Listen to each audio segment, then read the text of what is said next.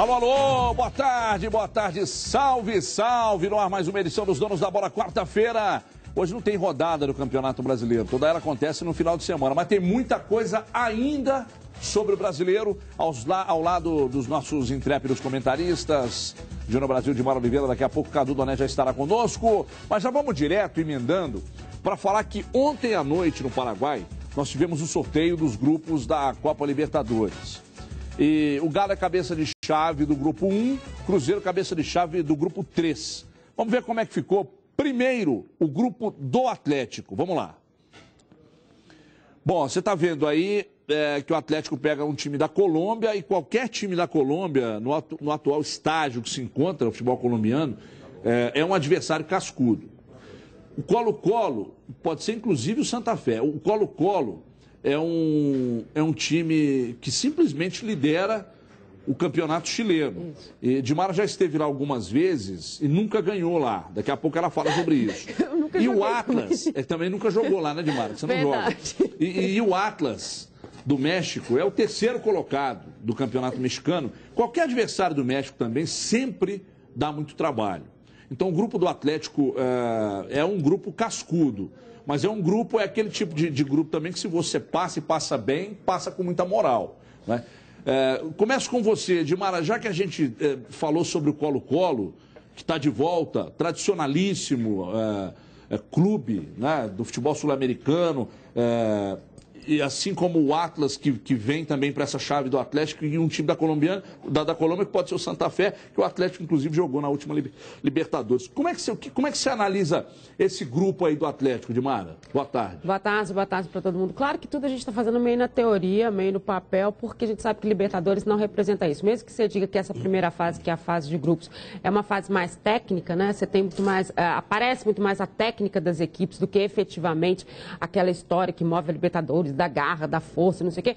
Fazer futurologia é muito complicado. Mas, quando a gente pega esse grupo do Atlético em relação e observando em relação aos outros, eu diria que é um grupo mediano, né? Não é nem o grupo da morte, nem é um grupo muito mais fácil, é um grupo mediano, onde o Atlético, na conquista da Libertadores, ele pegou um grupo muito difícil também, que foi quando ele conseguiu mudar esse contexto. Eu acho complicado jogar contra o Colo-Colo no Chile, lá é difícil demais, eu estive lá pelo menos umas 3 vezes, eu acho.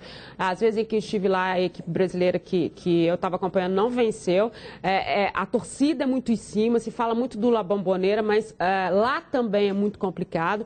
É uma torcida muito participativa, ela está com o grupo o tempo inteiro, ela joga o tempo inteiro com ele. Então, e é uma equipe muito tradicional. Então você tem esse contexto. Só que eu acho que o grande diferencial de Cruzeiro e Atlético, especificamente no caso do Atlético, é a composição de grupo, é já estar pronto para essa Libertadores. Se houver uma modificação ou outra, uma história ou outra, você vai chegar já com um grupo feito. E essa antecipação, esse planejamento, isso faz toda a diferença.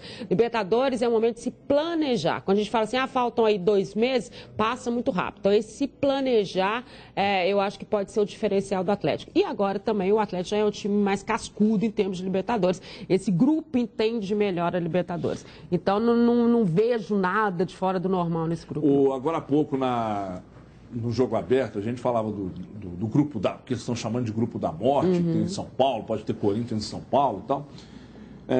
É difícil você analisar que o grupo A, o B, é 1, 2, é difícil, é fácil e tal. Quando a bola rola, a história muda. Nós não tivemos um brasileiro na final da última Libertadores, nós não temos brasileiros na final da Sul-Americana, não é? O Brasil não chegou à final da Copa do Mundo no nosso país, teve uma dificuldade enorme para ganhar do Chile, uma dificuldade enorme para ganhar da Colômbia. A Argentina foi o melhor sul-americano, né? Fora da Copa, a Argentina até que foi uma presa fácil. Mas não dá para dizer que vai ser difícil ou que vai ser fácil. Na teoria, o Cruzeiro pegou uma chave, na teoria, que é uma teta. Bem na teoria. Mas nós não estamos na final da Sul-Americana e nem da Libertadores, não é? Quem imaginou que foi o Nacional, né, que fez a final com o São Lourenço? Nacional do Paraguai. Quem imaginou que o Nacional do Paraguai chegaria à final da Copa Libertadores?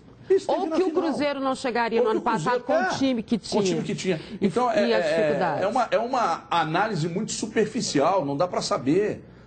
A gente não sabe o estágio O que se sabe, por exemplo, na chave do Atlético, é que o Atlas é terceiro, o mexicano, o Colo-Colo lidera o chileno, e o colombiano, qualquer um que vier é difícil. Não é? Júnior Brasil, olhando para a chave do Atlético, grupo 1, Atlético, um time da Colômbia, Colo-Colo e Atlas. Por gentileza, Júnior. Grande abraço, Everton, para você e para os amigos. Sem dúvida, é uma chave difícil, mas eu não vejo uma chave que vai criar dificuldades para o Atlético passar. O empecilho, a gente tem um Colo-Colo, se vier o Santa Fé, sim, é uma equipe mais qualificada, mas talvez o desgaste das viagens seja um adversário considerável. A viagem para o México, você tem aí 10 horas, para a Colômbia também é uma viagem longa, e isso acaba desgastando aí todo o planejamento que envolve, principalmente quando a gente fala de viagem para o México. Ainda assim, por tudo, pelo time do Atlético, pela expectativa de contratações, eu acredito que o Atlético vai passar, não tem dúvida quanto a isso. Passar com o pé nas costas? Não, nem de longe. É um grupo, sim, difícil, a gente tem que considerar, mas o grupo da morte, analisando friamente com 2 brasileiros, tendo aí o São Paulo e tendo o São Lourenço, sem dúvida, esse é o grupo mais difícil, é um grupo mais qualificado, é o campeão e 2 brasileiros. Fica difícil, sim, a gente projetar, imaginando que os brasileiros vão chegar muito fortes nessa Libertadores. É essa a expectativa, pelo menos por tudo que tem sido falado, que os investimentos vão acontecer, que as equipes vão se reforçar, e de treinadores e equipes que foram campeãs que querem esse título da Libertadores. Por tudo, Boca, River, sem dúvida alguma, para mim vai ser a Libertadores mais difícil dos últimos anos. E você disse bem, ela é pegada, na hora a gente vai ver, de repente, será que São Lourenço vem com aquela mesma força, o Santa Fé, tudo muda muito. E até em cima um pouquinho daquilo que a Edmara falou, a consequência do planejamento e do momento, e como que você lida também com essa parada, né, até aqui no Brasil. Muito bem, olha, já vamos pular, vamos mostrar o grupo do Cruzeiro aí, que é o grupo 3, para muita gente o grupo mais fácil, com Cruzeiro Mineiros da Venezuela, Universitário de Sucre e Huracán da Argentina, ou um clube do Peru. Se for um clube do Peru, o Cruzeiro, se você analisar os outros grupos, o Cruzeiro, na teoria, teria sim entrado no grupo, na teoria, bom destacar, mais fácil. Né? Porque o futebol venezuelano e o futebol boliviano não tem apresentado tanta coisa, por exemplo, como o próprio colombiano, que a gente analisou aqui agora. O que não quer dizer absolutamente nada. Porque nós não sabemos como é que o Cruzeiro vai chegar na próxima temporada e não sabemos o que vamos encontrar também com esses clubes aí jogando na altitude e tal. Se bem que a gente fala de altitude, a gente fala muito de altitude, mas aí eu já vi o time brasileiro chegar lá e ganhar. Então, o Cruzeiro mesmo já ganhou. Pois é. Cadu Doné, vamos analisar primeiro esse grupo 3, daqui a pouco você fala do grupo do Atlético, primeiro do Cruzeiro. Cadu, boa tarde. Boa tarde, Everton, boa tarde a todos. Olha, acho que dá para dizer assim que o Cruzeiro deu sorte nesse sorteio, independentemente da classificação do Huracán, que é um argentino e sempre chega com pompa diferente, pelo menos na análise dos brasileiros. Mesmo se o Huracán passar, dos argentinos é o mais fraco. Frequenta a segunda divisão do futebol argentino nesse momento, está aí por ter sido campeão da Copa, que na Argentina tem um valor diferente do que a gente considera aqui no Brasil. Então, dá para considerar sim que o Cruzeiro deu sorte no sorteio, é bem favorito para se classificar para a próxima fase. E o Atlético caiu num grupo, na minha opinião, mediano. Fica difícil da gente decretar como um grupo fácil, uma teta, mamão com açúcar, e está longe também de ser um grupo da morte. O Atlético também surge como favorito, é a principal força, mas fica naquele patamar que, no meio termo, você não fala, deu sorte demais, nem deu azar. É um grupo típico de Libertadores. Agora, sobre a competição como um todo, Everton, o sorteio, o evento, os critérios da Conmebol, é tanta coisa para a gente criticar que dá para fazer programas só a respeito disso. Por exemplo, a distribuição dos potes, a divisão das forças é extremamente mal feita. A gente olha os cabeças de chave, há uma quantidade muito pequena de brasileiros e argentinos, considerando que são 8 cabeças de chave. Tudo bem, se o pessoal quer ser democrático, quer colocar uma ou outra força de um centro diferente, vá lá, acho até válido. Você colocar 3 cabeças de chave brasileiro, 3 argentinos e 2 de fora, seria algo plausível. Mas são poucos cabeças de chave daqui, Atlético e Cruzeiro foram os 2 brasileiros, poucos da Argentina. E acaba... Zamora, o Felipe está me lembrando aqui que o Zamora é cabeça de chave. Acaba acontecendo uma desproporção de forças que a gente pega o grupo 2, o chamado grupo da morte. Eu diria que pelo menos nas Libertadores mais recentes, poucas vezes a gente teve um grupo da morte tão letal dessa maneira, tão da morte. Tem um lado positivo na primeira fase, na fase de grupos, a gente já vai ter jogos com um interesse maior, com ali um interesse jornalístico até maior, porque o jogo tem um caráter, um contexto diferente, Corinthians e São Paulo, quem sabe, um clássico, o atual campeão, mas ao mesmo tempo, pelo menos uma grande força ficará no caminho logo de cara, o que é sempre negativo. E comparando com outros grupos, é descomunal a disparidade de força, né? Os 3 mais fortes desse grupo, com quase certeza, classificariam em outras chaves. E em outros grupos dessa Libertadores, a gente vai ver clubes classificando que não passariam de forma alguma nesse grupo ou em qualquer grupo minimamente mais forte. Então, a Conmebol é pródiga e tem a expertise em organizar tudo mal, e não saber vender o seu produto, e não saber ser justo, e não saber organizar um torneio. E um dos exemplos é nesse, uma chave muito desproporcional, muito complicada. Sorte para nós que nenhum mineiro caiu ali, porque coloquemos-nos no lugar dos paulistas, com a possibilidade de ter São Paulo e Corinthians nesse grupo. A gente não ia gostar, né? Ia ter um lado positivo, porque é uma chance gigantesca de alguém cair ali, muito precocemente. Acho que pelo menos um paulista, pelo menos um no grupo, para mim, cai. E não necessariamente jogando mal, esse que é o detalhe. O time pode jogar bem, pode não estar em crise. Melhor que os outros, mas é porque ali é briga de cachorro grande, meu amigo, é tudo clássico. Então, acho meio injusto isso aí. A Conmebol, ela começa a demonstrar que ela não tem a menor competência, é gerida por gente muito incapaz, quando ela veta jogos no estádio como o Horto, para uma final, e libera em estádios como o próprio estádio do Olímpia. Né?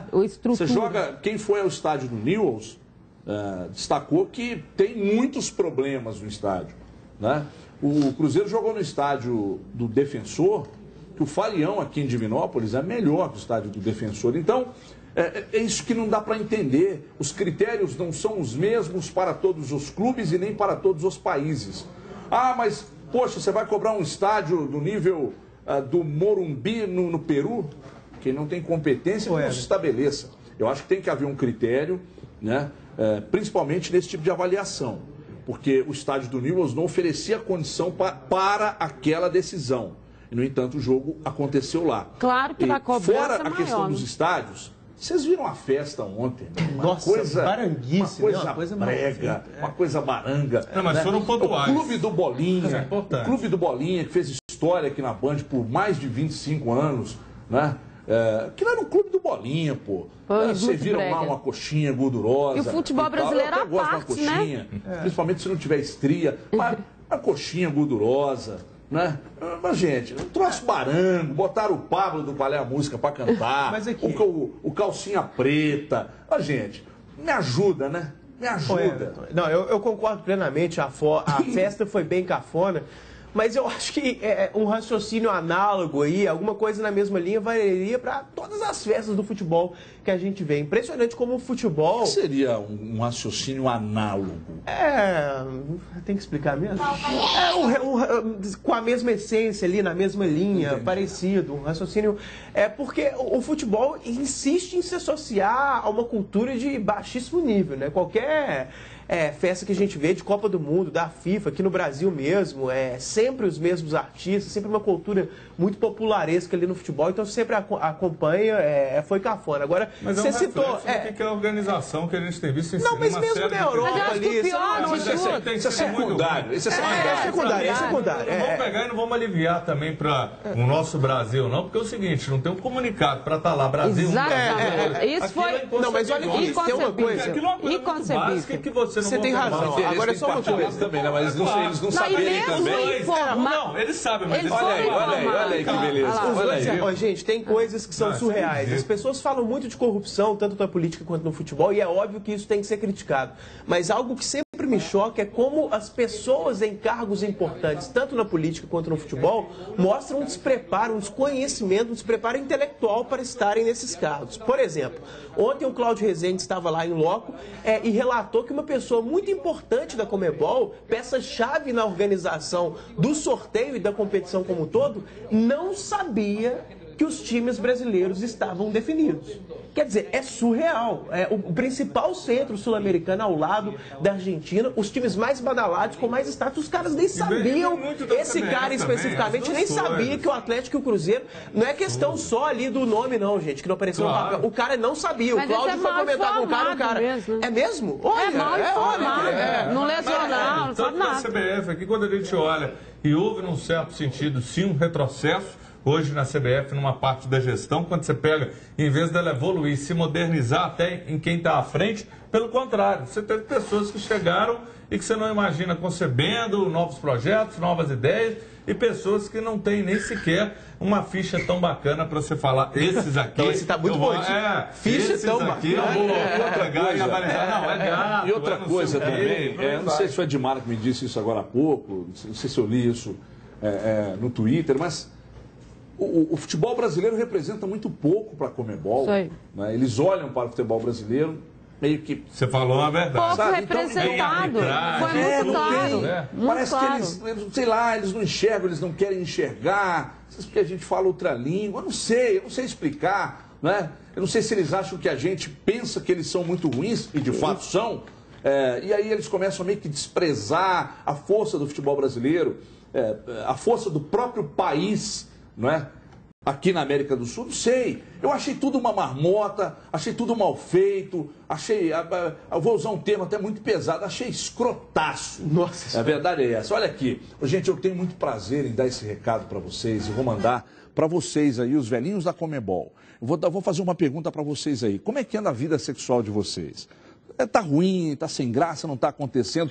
Pelo que eu vi ontem, tá mal, hein? Tá sem disposição, tá se sentindo para baixo. Você sabia que muitos relacionamentos, inclusive relacionamentos comerciais, acabam por causa da questão sexual? Mas você não precisa se desesperar. Eu vou indicar para você o Forte Erectio, um produto sensacional. Sabe por quê? É um energético natural voltado para a disposição sexual, faz efeito por até 72 horas. E com o Forte Erectio, você vai voltar a ter aquela relação de muito ânimo, vigor, disposição para a sua relação melhorar a cada dia. Então, ligue agora para o 34016800, saiba mais sobre o Forte Erectio. Por ser natural, qualquer pessoa pode tomar, então não perca a oportunidade. Pegue o telefone, ligue agora, se informe, compre, chega discretamente na sua casa ou no seu trabalho. Mas ligue 34016800, tire todas as suas dúvidas, lembrando que chega na sua casa com sigilo total. Forte Erectio é a energia que cabe no seu bolso e vai te transformar num sex machine.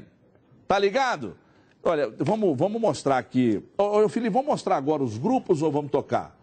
Mostra os outros grupos aí pra gente analisar. Mostra, por favor, aí os demais grupos. Isso, mandar um e-mail da CBF, né?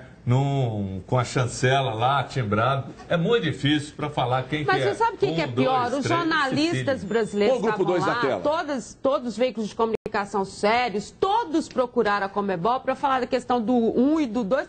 Ninguém fez nada. O 3 também, o São Paulo também. Não, sim, mas estou dizendo especificamente os nossos companheiros daqui, né, que foram falar de Cruzeiro e Atlético. O que a gente está dizendo é o seguinte, nem assim eles assimilaram que havia uma definição, quer dizer, erra e continua errando, sabe? Eles não estão nem... Não tem prestígio. Mas eu acho que ele não foi no Brasil, não, gente. Eu não sei se eles estão certos ou se a gente, de fato, não está com essa bola toda. Eu acho que a gente tem um pouco de cada coisa. A gente acha que a gente é muito superior e eles olham pra gente e acham que a gente não é tudo que a gente pensa que é. Acho que tem um pouco disso. Volta no 2 lá pra mim, por favor, Felipe. Vamos voltar no... Porque o 2 é o que todo mundo está chamando de grupo da morte. Eu disse agora no jogo aberto que acredito que seja, porque vai morrer os brasileiros tudo lá. Né? E não gostaram muito, não. Mas enfim, ali, põe na tela aí, por gentileza. O grupo 2, ele é composto pelo São Lourenço, o atual campeão, pelo São Paulo, pelo Danúbio do Uruguai. O Danúbio talvez não seja o mais fraco aí, porque vai entrar ali ou o Corinthians, ou o Internacional, ou qualquer clube da Colômbia que é cascudo, de Mar Oliveira. Quando a gente fala assim, a gente falava da questão do Atlético, eu vi o torcedor do Atlético muito preocupado ontem e depois, né? E falando muito dentro dessa teoria que a gente fala, dessa futurologia, mas o grupo da morte é isso aí. Por que a gente coloca nessa situação? A gente está analisando, obviamente, as equipes hoje, né? Mas se você pensar que o Corinthians vai passar por uma modificação, que ele vai ter um técnico novo, dos investimentos que ele está fazendo, aí você pensa no Internacional, que também vai ter uma mudança de treinador, vai ter um outro contexto de time, e aí você entra com o São Paulo, que perdeu o Kaká, mas que tem o Muricy, que tem uma força danada, que tem uma tradição muito grande em termos de Libertadores.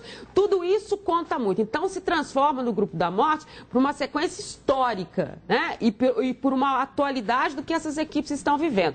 E aí você vê pelo menos 3 equipes em condições de classificar, sendo que classificam 2. E aí que se torna a condição mais difícil de grupo. Os brasileiros, deste momento, deveriam colocar o pezinho no chão e olhar dentro de uma realidade de futebol sul-americano. As surpresas que acontecem na Libertadores acontecem não só por essa marca que ela tem, né, da garra, da força, da vontade, mas principalmente numa situação técnica. Quando você vai lá sem uma logística na altitude, quando você vai sem uma logística de chegada, quando você não está preparado para encarar um estádio que é muito ruim, quando você não está preparado para encarar uma falta de estrutura, tudo isso faz parte da Libertadores. Então, o brasileiro pode se achar só técnico, só futebol e só isso. Não, a Libertadores é muito mais do que isso.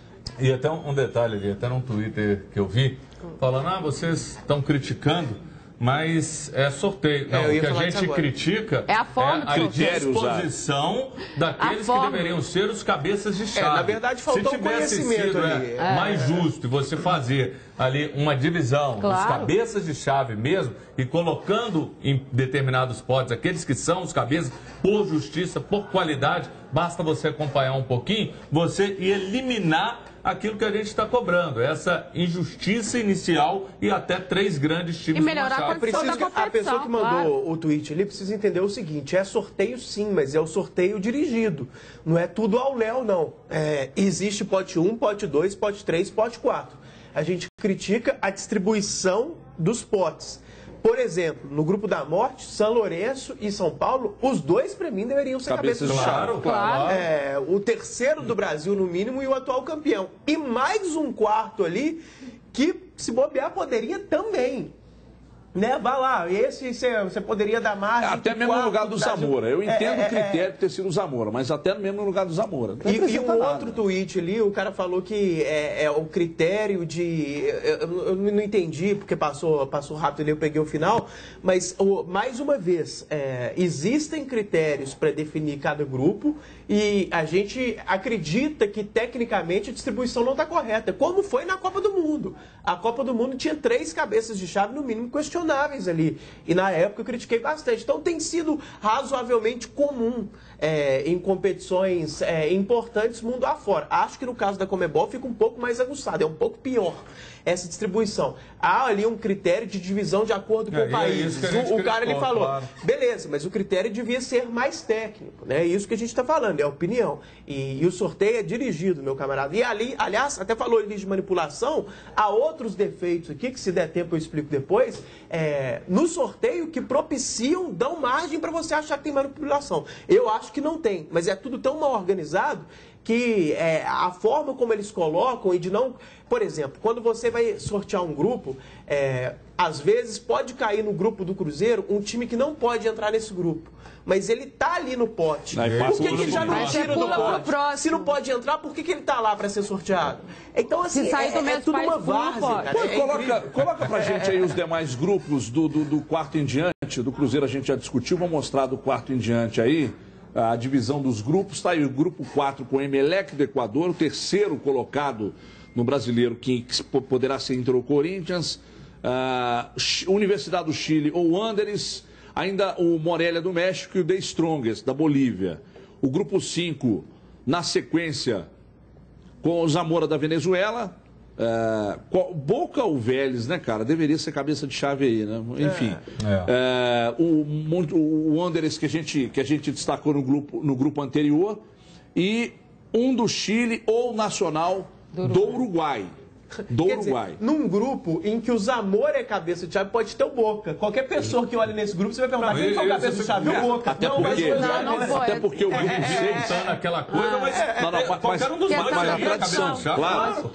Qual que você prefere? Pegar o Zamora numa semifinal de Libertadores ou Boca? Pergunta para uma pessoa que acompanha futebol, mas não olhou muito o sorteio. Mostra o grupo. Quem você acha que foi cabeça de chave? 100% das pessoas vão falar Boca. Vou mostrar aí o grupo do River Plate agora, por gentileza. O River, cabeça de chave, naturalmente. Um clube do Peru, o San José de Oruro. Corintiano pira nisso aí, torcedor principalmente. O Tigres do México, sempre muito difícil. Um clube do México, não é? Sempre, qualquer clube do México é cascudo. O grupo 7 com o Atlético Nacional da Colômbia, finalista da Sul-Americana.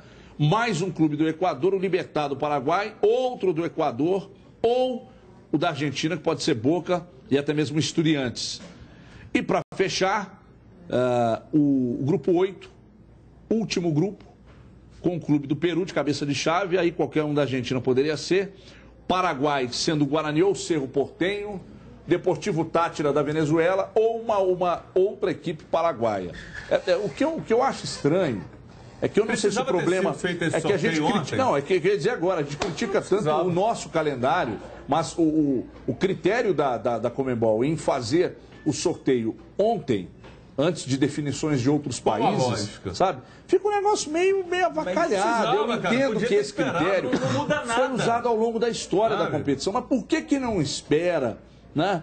Eu não sei, eu acho que a preparação de qualquer clube para disputar a Libertadores, independente do grupo que esteja, é uma pegada mais forte, é uma pegada diferente. Então não vai mudar muita coisa, saber se está no grupo do Universitário de Sucre, do Mineiros, ou do São Lourenço, do Boca.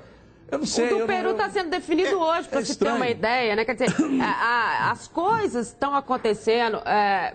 Na Argentina mesmo, você vai definir a questão de que sobe esse final de semana. Né? Você tem os 5 primeiros. Por que não se esperou um pouquinho mais? É isso que vai alterar tanto no planejamento dos clubes. Para achar passagem de avião. Calma, não é assim também não. É esperar talvez alguns dias a mais, você teria uma coisa muito mais elaborada, muito mais definida. Eu entendo o que vocês estão falando, eu concordo, mas aí é um reflexo, mais um reflexo do quão desorganizado é o futebol sul-americano. Porque não há a menor unidade no nosso calendário enquanto continente. Né? Cada um começa numa época, cada um acaba numa época, formatos muito diferentes. Eu sei que muita gente acha chato ficar citando o futebol europeu em demasia, mas por que isso não acontece na Champions League e na Liga Europa? Porque os campeonatos dos principais centros europeus acabam ali mais ou menos na mesma época. Você pode ter no máximo a diferença de uma semana, um calendário com um joguinho a mais ou outro em um outro país, mas nada muito diferente. A disparidade dos calendários aqui domésticos no futebol sul-americano é muito grande. E mais um argumento ali sobre um tweet que passou.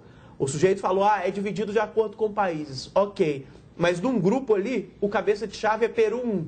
O segundo pote é Argentina 3. O que é mais forte? Argentina 3 ou Peru 1? É claro que é Argentina 3. E mais uma vez citando a Champions League. Tem time da Romênia, da Bulgária, de tudo quanto é lugar. Quem são os cabeças de chave? Os times da Alemanha, da Inglaterra, da Espanha, mesmo se repetindo. Naturalmente. O Real Madrid e o Barcelona. Mas aqui é político, né? A questão é política. A questão é política. O Chelsea, o Manchester United, o Arsenal, 3 do mesmo país são cabeças de chave. E nenhum da Bulgária é. Mas há todo o interesse de fazer com o país, com aquela federação, uma série de jogadas, depois eu te dou isso aqui, você me dá em troca. Porque é isso, você tem que pegar e colocar aqueles que são mais qualificados. Não interessa se vai repetir, United, você não vai ser cabeça de chave, não. Vai ser o Basel da Suíça. Olha aqui, deixa eu dar um recado para você, e um recado muito importante. Aliás, preste atenção no que o Nilson tem para vocês aí, veja aí.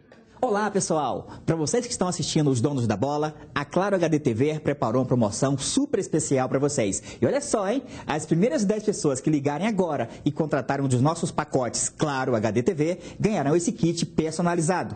Ligue para o telefone que está no seu vídeo. É o 0800 004 4550. Muito bem, Nilson. Chegou o Combo Multi, a combinação perfeita para a sua casa. No Combo Multi, você tem Claro TV, com mais de 90 canais, som e imagem digitais, Claro Fone, para falar à vontade com qualquer telefone fixo da sua cidade e, claro, internet com Wi-Fi grátis para navegar, baixar músicas, pesquisar e ficar conectado com o mundo todo. Tudo isso por apenas R$ 114,90. É muito barato. Você vai pagar só R$ 114,90 por mês durante 6 meses. Isso mesmo, por a partir de R$ 114,90 durante 6 meses para ter esses 3 serviços aí que são incríveis. Então ligue agora 0800 004 4550 e assine já. Consulte condições e disponibilidade na sua região. Vá de Claro HD TV 0800 004 4550. Vamos para um break rapidinho que eu vou ligar lá para Claro. A gente volta em 2 minutos. Daqui a pouco tem muito mais. Tem papo com o Dodô, tem papo com o Léo, zagueiro do Cruzeiro, dentro de 2 minutinhos na tela da Band. Até já!